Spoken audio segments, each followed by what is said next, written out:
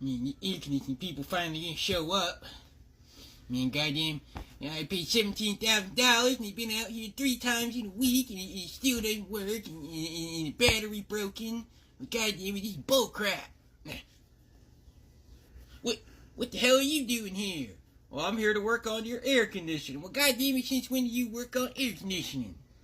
I just got certified last week. Great. What are you doing? I'm gonna watch you. What? Yeah, I'm gonna watch you work because you already screwed up your last time.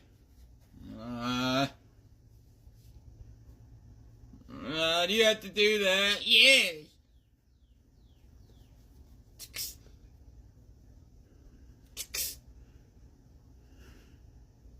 Alright, it's done.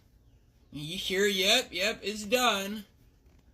Okay, alright now. I need that $400 service fee now. You got your scam. Yeah.